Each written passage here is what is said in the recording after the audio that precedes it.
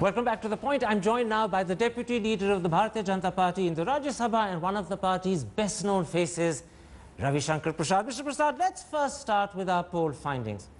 The poll suggests that of the 7 seats in Delhi, your party could get between 5 and 7, which means if you're lucky, you could have a clean sweep. How do you respond to that? Well, I juxtapose it in the context of what happened in the assembly polls. Let me begin. Aam Aadmi began well under the blessings of Anna Hazare. They are today poles apart. They sold a dream to Delhi. The way they behaved or misbehaved for 49 days upon the clutches of Congress party, the way they are without making any provision for budget, etc., for electricity and water, they left office. The people of Delhi realize that they are not as serious players for governing India. Can I interrupt at that point? And when you see this kind of... Can I interrupt? You're suggesting to me that you're doing very well because of disillusionment with Aam Aadmi Party.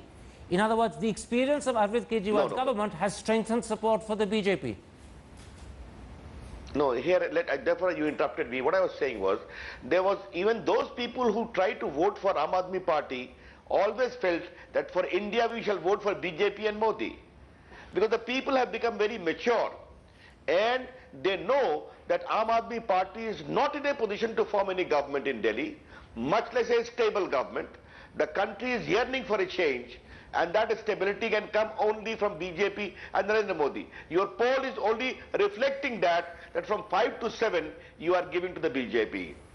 All right, one of the things I've noticed that's happened in the last 36 hours is that Mr. Modi has suddenly enhanced what was first known as Mission 272 Plus into Mission 300, and he's also added that he wants all 80 seats in UP.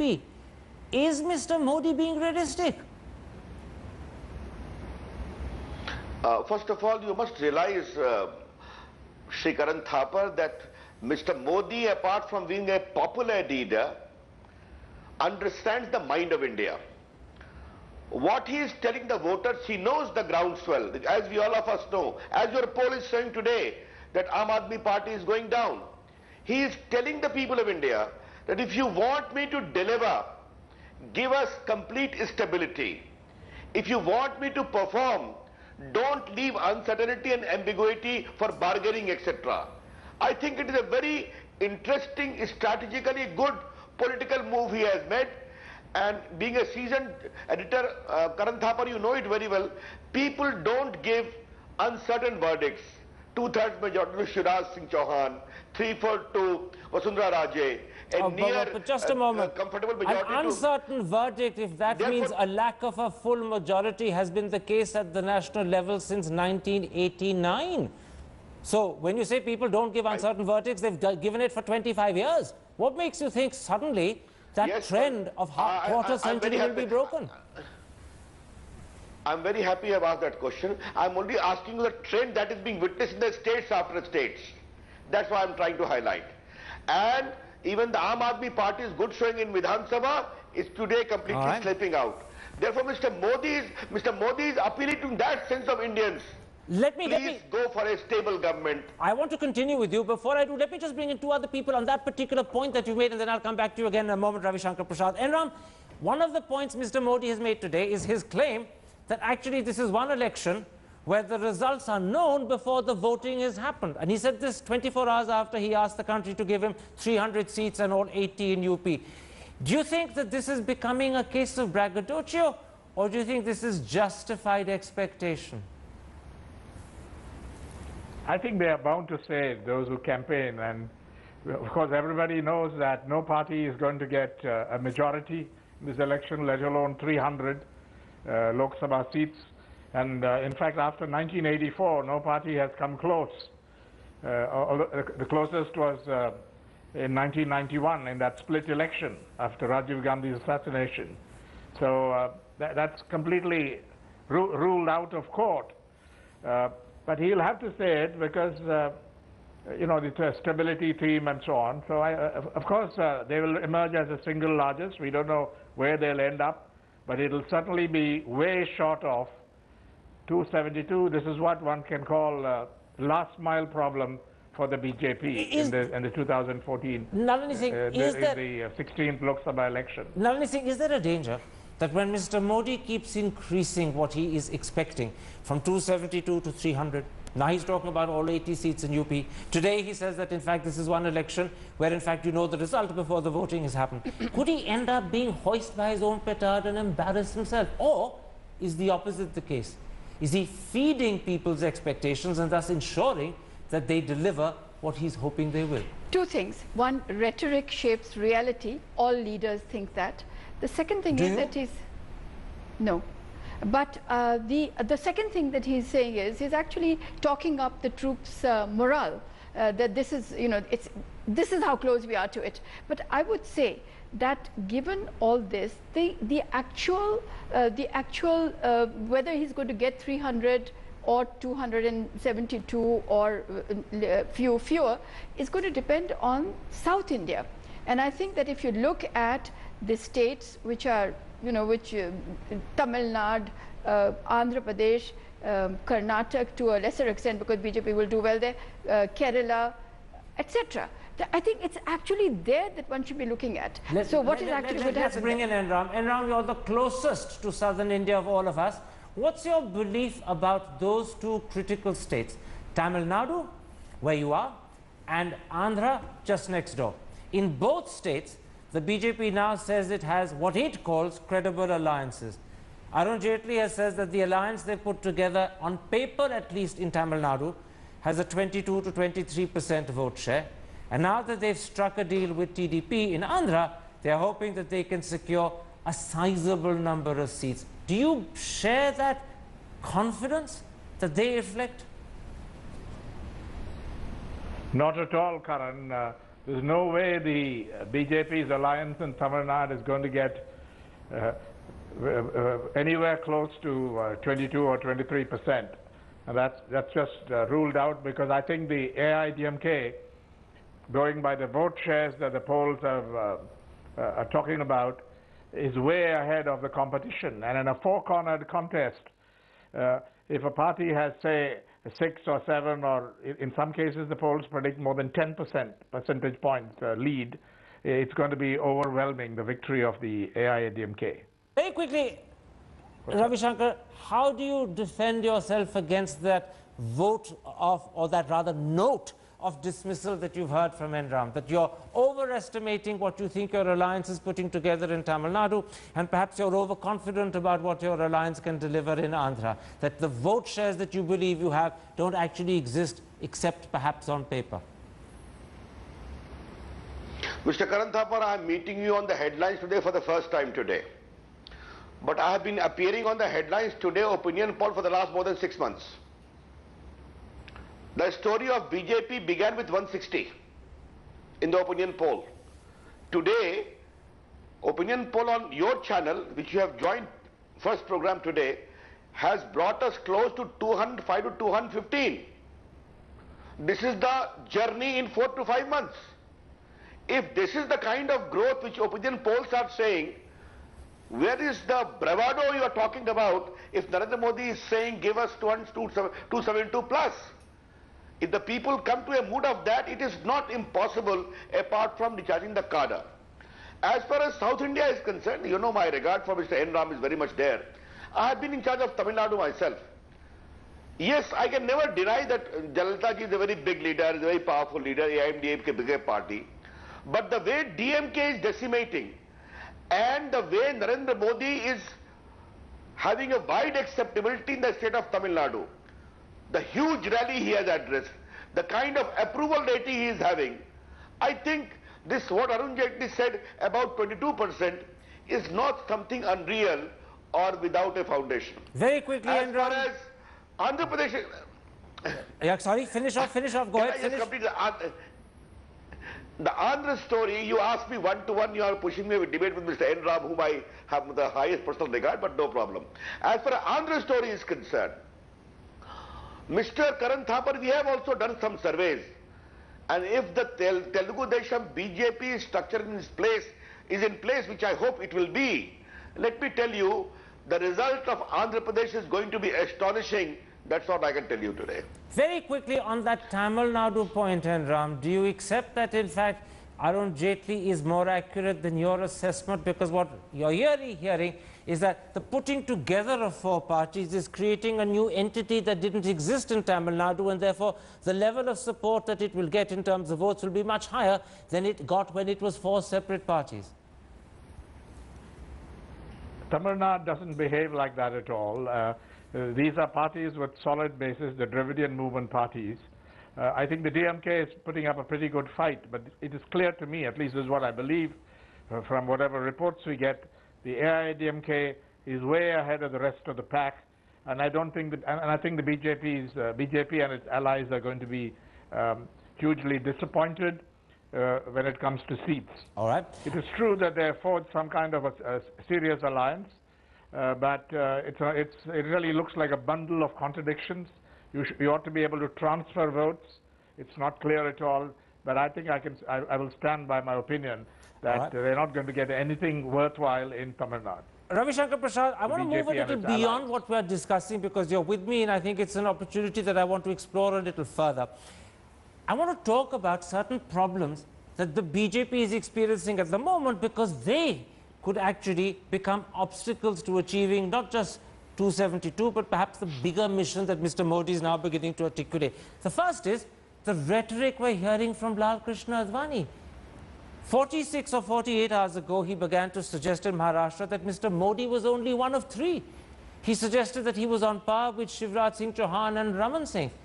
Now, Mr. Modi is your prime ministerial candidate. When suddenly Mr. Advani talks about him as one of three rather than unique and at the front and all alone, people begin to wonder and question, is Mr. Advani saying more than just the words revealed? Is there dissent? Is there a problem? Mr. Karan Thapar, you are referring to a particular news item appearing in a Hindu newspaper only, where the headline is different, the substance is different. In the same news report, towards the last second paragraph, Mr. Advani clearly says that Narendra Modi has ignited the entire hope of India and the BJP is going to deliver the best performance as far as this election is concerned. You recall Advani's speech in the National Council meeting in Ramila Ground, where he openly blessed Narendra Modi and said under his leadership there is great enthusiasm and the BJP will notch the highest Lok Sabha number possible. Therefore, I don't grudge you raising this question, but Advani ji has repeatedly written about it in his blog, in his public statement and the party's National Council meeting.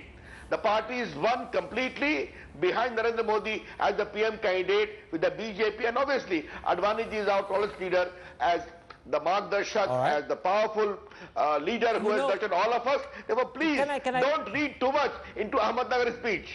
Don't read too much into that speech from Maharashtra. Okay, but what about then the comments made by Varun Gandhi, a general secretary in your party today?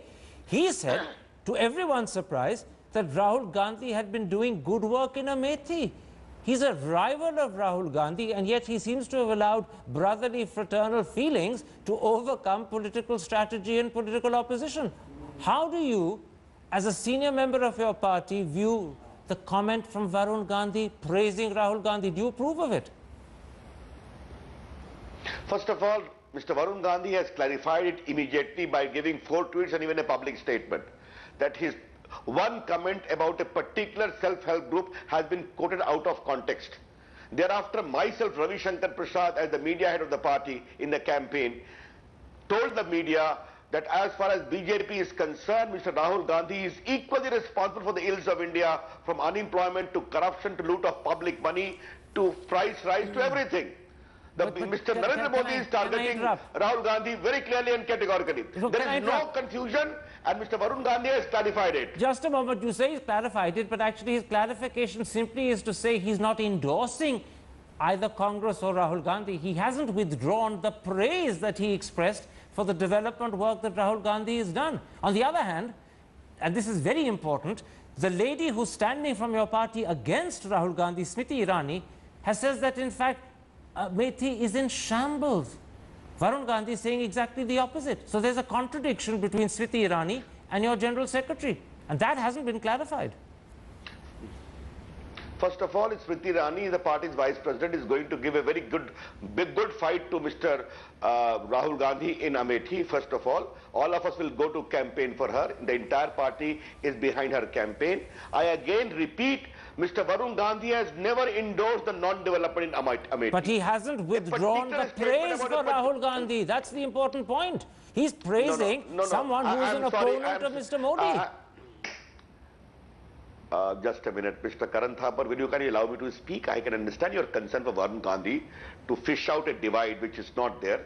Mr. Varun Gandhi has clarified that. We stand with that clarification he has publicly given. But what clarification? He hasn't withdrawn the praise. Forgive me, I keep interrupting you. He's only clarified that he's not endorsing, but the praise stands. It's not withdrawn. And by the way, that praise not only contradicts Smriti Irani's claim that Amethi is in shambles, but I don't recall Varun Gandhi praising Narendra Modi in any recent past. So that also stands out as a bit odd.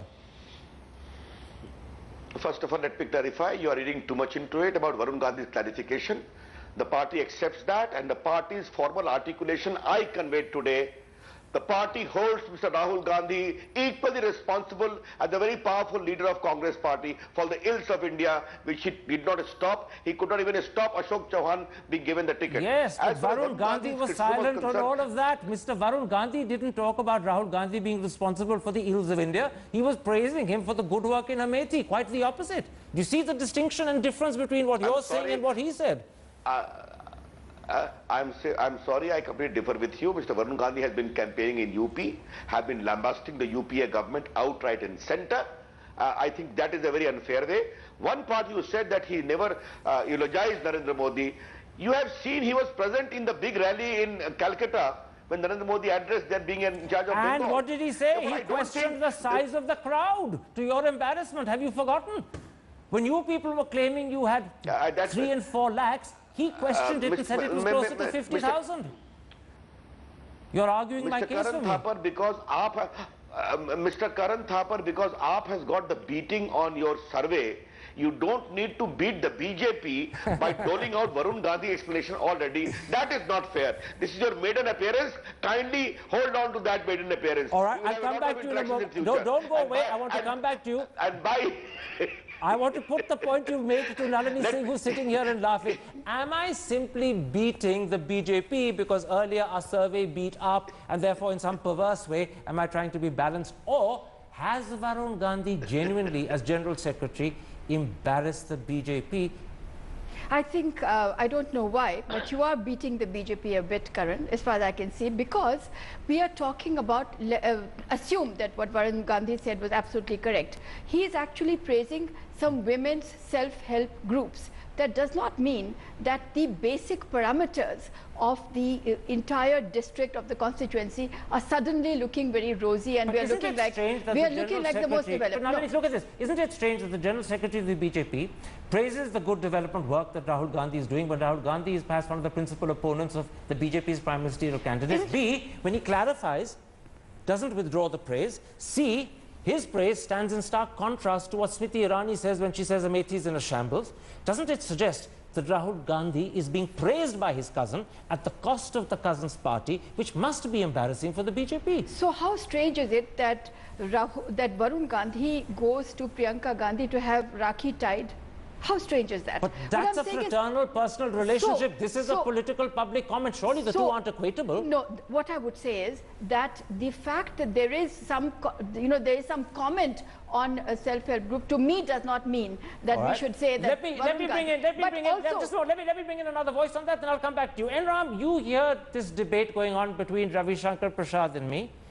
In your eyes, as an independent observer, with the objective benefit of distance from Delhi, has Varun Gandhi's praise of Rahul Gandhi embarrassed the BJP, or is this just journalism trying to find a problem where perhaps none exists? Give me your answer. Karan, what Mr. Prasad, my friend Mr. Prasad, I know him well, he's an important leader. What he's criticizing you for is what we journalists call false balance. I do not agree with him on this. I think you're just maintaining a professional distance and asking the right questions. And that's exactly just as you, when I try to keep a professional distance from the polls, You have every right to stand by your poll, but I have every right to say Absolutely. I'm skeptical about this. I maintain a skeptical professional distance from Let me then polls, go but I take back. them seriously. Let me go So, back to I'm Ravi with you Shankar on this. Prasad I'm with for you the on this. remaining few minutes that we have before we end this particular episode. I'm going to come on to the comments made by Uddhav Thackeray, a very close ally of yours, about Sharad Pawar. Did Sharad Pawar try to join the NDA? Uddhav Thackeray says he did. He says that, in fact, people like your colleagues Gopinath Munde were involved in ensuring that it didn't succeed. Speaking as a very senior member of the BJP, what is the truth? Did Sharad Pawar try and join the NDA? Give me a clear answer. That means the first appearance of Karan Thapar is meant for serious cross-examination? Should I take it like that? First of all, if that is the case, call Varun Gandhi first to satisfy your Are curiosity. you evading with that The little second part jocular is- comment? I'm coming to that, Mr. Thapar. Have a little patience. At least on this channel, you need to have a little more patience. What I'm telling you, that as far as Sharad Pawar is concerned, maybe some indications were there. I'm not aware. I should be very clear to you. But as far as BJP is concerned, Shiv Sena BJP alliance is more than 35 years old. Oh, absolutely. But that's a different issue stand with our altogether. ally, That's and a different issue. and Come we back to learn what you respect said our about ally. Sharad Pawar. You said Mr. maybe Sharad as far as Pawar Mr. and the- Pawar was and- concerned, there were some indications. That sounds very tentative, very tenuous, very uncertain. Uddhav Thackeray made it seem as if there was no doubt about it. In crystal clear terms, he was saying to Samna as well as to a rival channel that Mr. Sharad Pawar had attempted to join, and he also said quite clearly that your colleague Gopinath Munde was one of those who ensured Mr. Pawar couldn't join. Now, when you speak in these uncertain, tenuous terms, are you suggesting that Gopinath Munde hasn't shared any of this with you? Has he hidden it from the party leadership in Delhi? First of all, what the party decides in terms of political strategy is not to be shared with Karan Thapar and will not be shared with Karan Thapar. Okay? It sounds Be as very if clear you're- about it. One thing. The And viewers may think you're yes, it will protecting not be Mr. shared. Pawar. No. If you want to hear it very clearly, Mr. Karan Thapar, it will not be shared and it should not be shared. Because these are internal party affairs with our allies. But Okay? Uddhav Thackeray has Regardless spilled of the your beans. regardless of your propensity to grill me, I will not be grilled. I'm a little But competent Uddhav- lawyer. You are a very eminent but editor. Uddhav Thackeray has spilled the beans. Uddhav Thackeray is our valued ally and a leader of Shiv Sena.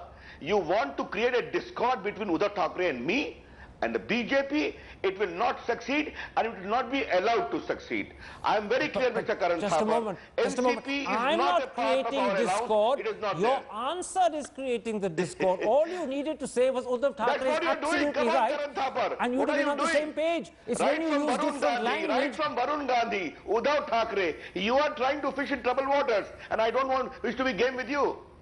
There's a lot of fish in those troubled waters to catch. That's why I'm doing it. You're laughing and you're enjoying it. Yes, But my you have last got the question right. to you, my last question to you, do you fear that problems like Varun Gandhi's statements about his cousin, problems about what Mr. Advani says or doesn't say, which by the way was the main front page story in Mr. Ram's paper, The Hindu, or problems about Sharad Pawar and the way Uddhav Thackeray talks about him and the way you seem to dissent, that this could become a problem for your party in the last critical 6-7 weeks. There are a whole lot of little issues are coming together to suggest that internally the BJP lacks cohesion and that rather than the press focusing on your successful ride to power, it might begin to focus instead on the internal problems that like maggots are eating into you. Does that worry you? First of all, I respect your right to identify problem, highlighting. That's your right as a journalist, which I respect. But let me tell you, with my own hindsight of a political activist for the last some years, watching nearly all the elections from 1977, Karan Thapar, right from my student days, the kind of yearning for change and a wave I see in country, the people are going to give a kind of verdict that will astonish you, and surely we'll exchange notes on May 16th, which is not very far away. All right. Where you will see that the people of India have been more mature than the kind of increasing intention of Karan Thapar to create troubles. It's not my intention to create troubles. You've created the troubles. I'm simply identifying them. My thanks to you for joining me. My thanks also to N. Ram and Nalini Singh for joining me. And my apologies that, in fact, the connection that we hoped to establish by Obi with Yogendra Yadav simply couldn't be established. Bad weather, I'm afraid, came between us, and that often happens. And if you have been, thanks for watching. We'll be back tomorrow. Till then, goodbye, good night.